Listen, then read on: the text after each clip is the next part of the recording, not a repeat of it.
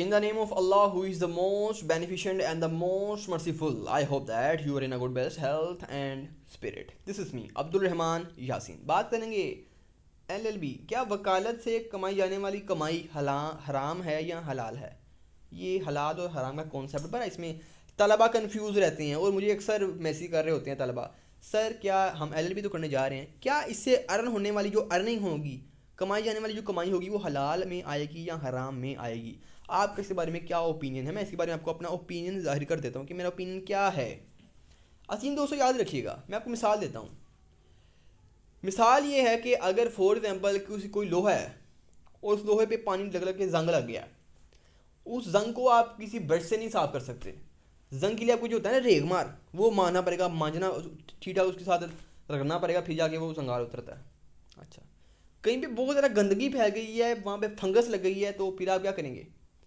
तो फिर आप तेज़ाब का इस्तेमाल करते हैं। पता है आपको तेज़ाब क्या अच्छी चीज़ है?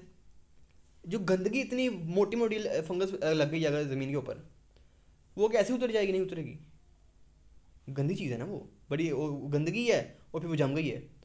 तेज़ाब अच्छी चीज़ है, तेज़ाब अच्छी तेज़ाब आप ड्रो अपने इस पर डालेंगे ना अपने स्किन के ऊपर, स्किन की जो लेयर्स हैं वो डैमेज हो जाएंगी, स्किन आपकी जल जाएगी, बर्न हो जाएगी। काले जादू का तौर काला जादू है भाई, ठीक हो गया। अब इस गंदे निज़ाम में एक गंदा निज़ाम है जहाँ पर इंसाफ बिकता है। क्या कि पैसों के मुताबिक इंसाफ दिया जाएगा। यानी कि अगर आपने कत्ल किया है और अगर आपके पास पैसे हैं तो फिर आप पैसे के ज़रिए अपना फैसला रिवर्स कर सकते हैं। आप बजाय इसके कि आपके ऊपर FIR हो, आप अगले पे FIR करवा सकते हैं। यानी कि अमीर और गरीब के लिए जहाँ कानून डिफरेंट है, अगर सरकारी मुलाजिम है उसके ऊपर FIR नहीं, फौजी के ऊपर FIR नहीं होगी, पुलिस वाले के ऊपर FIR नहीं होगी, सरकारी मुलाजिम वो नादरा में है, वो अपना किसी भी इदारे में उसके ऊपर FIR नहीं होगी, एडवोकेट के ऊपर FIR नहीं होगी, तो फिर FIR किसके ऊपर होगी? गरीब के ऊपर होगी। गरीब के ऊपर FIR होगी क्योंकि वो गरीब है, उसके पास पैसा नहीं है। पैसा ना होना सर में जुर्म है आज इस मुल्क के अंदर, क्योंकि इस मुल्क ये it's a banana Republic of Pakistan, ये कोई डेमोक्रेटिक कंट्री नहीं है, एक डेमोक्रेटिक स्टेट नहीं है। ये जो स्टेट है ये डेमोक्रेटिक नहीं, बनाना रिपब्लिक। यहाँ पे आइन नाम की चीज़ नहीं है, आइन नाम की चीज़ नहीं है, नीचे से लेकर ऊपर तक आइन फॉलो नहीं होता। Constitution of Pakistan 1973 Article 224 Clause C, when the National Assembly and the Provincial Assembly is dissolved, the election to the Assembly will be held within the period of 90 days after dissolution। कि जब असम्बलियाँ तहलील कर दी जाएँ तो जो election होते हैं आपको 90 दिनों के अंदर अंदर करवाने होते हैं। अगर असम्बलियाँ मुद्दत पूरी कर जाएँ तो 60 दिनों में इलेक्शन करवाने होते हैं। आइन तो आपका गया अपना कचरे की टोकरी में, और ये तो बड़े इदारे करते हैं, छोटा इदारा पुलिस लगा लेते हैं। पुलिस के अंदर article 10, no person who is arrested shall be retained in the custody without being informed of the grounds, कि आप किसी शख्स को गिरफ्तार नहीं कर सकते जब तक आप उसको ग्राउंड नहीं देंगे, जब तक आप उसको रीज़न नहीं देंगे। यहाँ कोई रीज़न नहीं देते, वो उठाते हैं ले जाते हैं, पूछो क्यों गिरफ्तार करने हैं, कहते थाने चलो। आइन कहता है पहले बताओ गिरफ्तार करने से पहले, और अगर ऑफेंस कोग्निजेबल नहीं है तो फिर आपको विदाउट वारंट भी गिरफ्तार नहीं करेंगे। राइट, यहाँ पे तो विदाउट FIR आप लोग आपको रखते हैं, पुलिस वाले आपको हिरासत में। FIR के बगैर हिरासत में नहीं रखा जा सकता, और अगर FIR काट दी है तो 24 घंटे से ज़्यादा पुलिस आपको नहीं रख सकती। तो पुलिस भी क्या करती है? क्या पुलिस नहीं लगता आपको कि आइन की कानून की खिलाफ वर्जी करती है? सरेआम करती है, सरेआम करती है। आए दिन पुलिस वाले पकड़े जा रहे होते हैं शराब पीते, शराब की बोतलें लेके जाते हुए पकड़े, अक्सर मीडिया के ऊपर एक्सपोज हुए होते हैं। निचले लेवल से लेकर ऊपर वाले लेवल तक जो है ना, वो क्या होता है, वो आइन कानून नाम की चीज़ नहीं है, कानून नाम की चीज़ नहीं है। हमेशा जब भी अपने हकूक़ के लिए कोई इदारा खड़ा हुआ है तो वो वकला हैं, वो वकला की यूनिटी है, वो एक वकला की कम्युनिटी है जो हमेशा अपने हकूक़ के लिए खड़ी हुई है।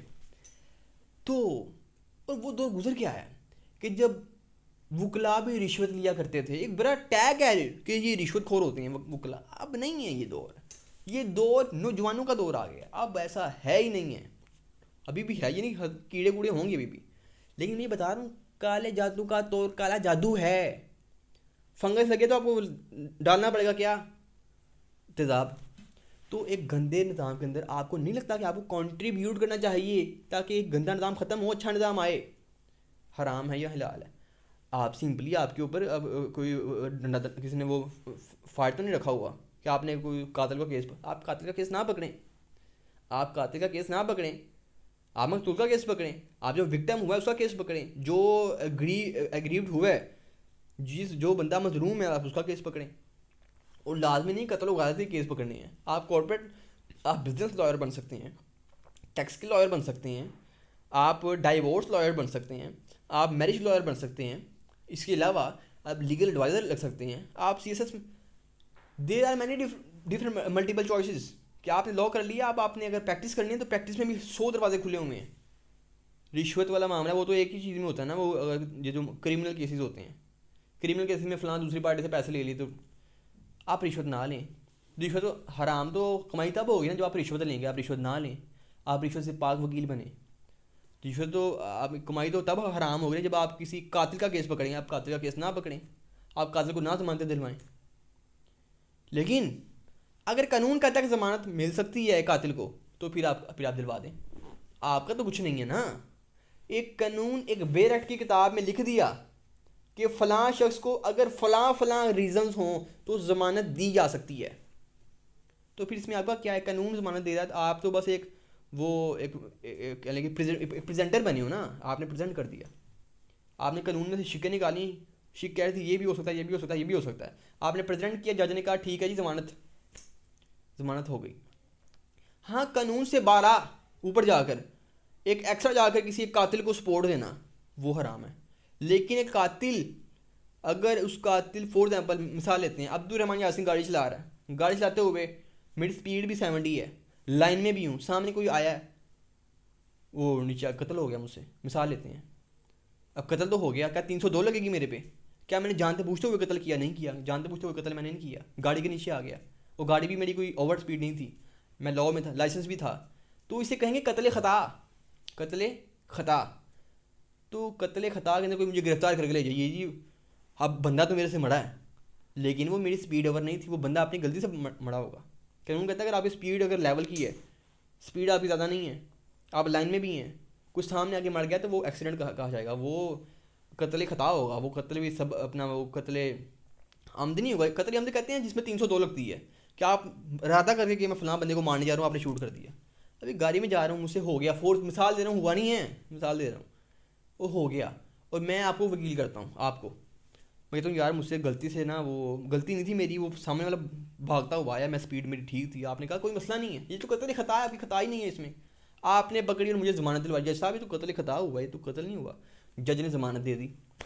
आपको ये वो देखो जी, वो कातिल की उसने वो जो है ना वो ज़मानत करवा दी है, भाई देखो उसने कत्ल हुआ क्यों, कानून कह रहा है कत्ल नहीं है, ये कत्ल ख़ता है, गलती उसकी थी, आप स्पीड आपकी ओवर स्पीड नहीं थी।